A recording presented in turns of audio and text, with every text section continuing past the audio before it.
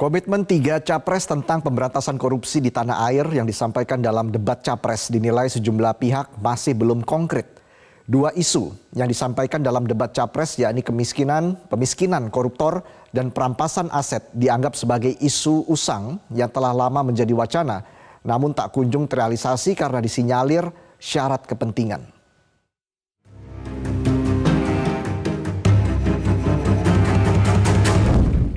Sejumlah janji politik dan komitmen 3 calon presiden tentang pemberantasan korupsi ini menjadi sorotan publik di tengah masih anjloknya indeks persepsi korupsi di tanah air akibat maraknya praktek korupsi, terutama yang melibatkan pejabat negara. Dalam debat Selasa kemarin ketika capres menyampaikan gagasannya tentang pemberantasan korupsi, baik secara pencegahan maupun penindakan.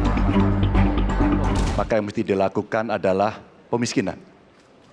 Yang kedua, perampasan aset.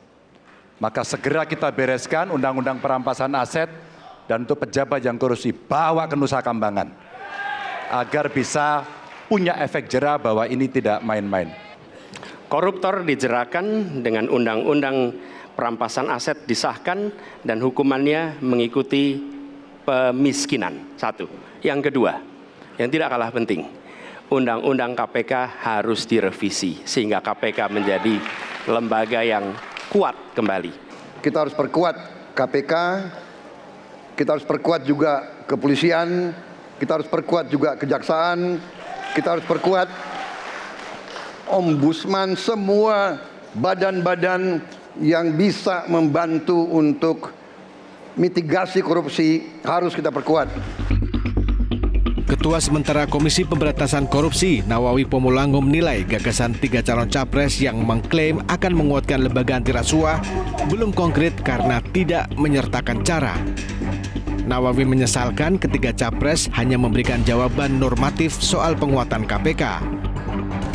Soal gagasan pemiskinan dan perampasan aset koruptor yang disampaikan Ganjar Pranowo dan Anies Baswedan, KPK berharap Presiden terpilih bisa mengesahkan rancangan Undang-Undang Perampasan Aset yang draftnya sudah lama di tangan DPR. KPK meyakini RUU Perampasan Aset bakal menjadi amunisi tambahan dalam upaya pemberantasan korupsi di Indonesia. Pemberian efek jera pun diyakini bakal lebih maksimal karena bisa memiskinkan koruptor. Indonesia Corruption Watch mengkritisi komitmen dan gagasan ketiga capres soal pemberantasan korupsi di Indonesia. Peneliti ICW Kurnia Ramadana bahkan menyebut gagasan pemberantasan korupsi yang ditawarkan ketiga capres tergolong usang dan sangat normatif. 3 pasangan calon itu masih melempar gagasan yang sangat umum. Sementara kalau kita bicara tentang pemberantasan korupsi, kita harus mendetailkan bagaimana cara mereka merealisasikan. Saya ambil contoh, hampir semua pasangan calon bicara tentang undang-undang perampasan aset. Satu sisi, problem dari RUU perampasan aset ini adalah problem dari partai politik yang mengusung Prabowo, yang mengusung Anies Baswedan, dan yang mengusung Ganjar Pranowo. Di hari yang sama dengan pelaksanaan debat capres, Presiden Joko Widodo mengatakan harapannya agar rancangan Undang-Undang Perampasan Aset segera disahkan. Presiden bahkan menyebut DPR untuk tidak menghambat pembahasan RUU Perampasan Aset tersebut.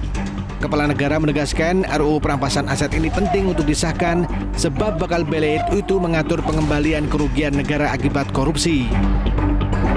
Undang-undang perampasan aset tindak pidana penting segera diselesaikan. Karena ini adalah sebuah mekanisme untuk pengembalian kerugian negara. Dan bisa saya harap pemerintah DPR dapat segera membahas dan menyelesaikan undang-undang perampasan aset tindak pidana ini. Saat ini pencegahan dan pemberantasan korupsi di Indonesia masih jauh panggang dari api. Indeks persepsi korupsi Indonesia pada tahun 2022 lalu menurun tajam menjadi peringkat 110 dari 180 negara. Sebab hanya mengantongi 34 poin dari skala 1 hingga 100. Poin di bawah 50 ini menunjukkan sebuah negara memiliki masalah yang serius dalam hal korupsi.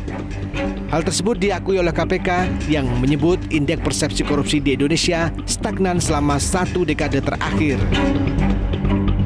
Dari Jakarta, Tim Liputan, Metro TV.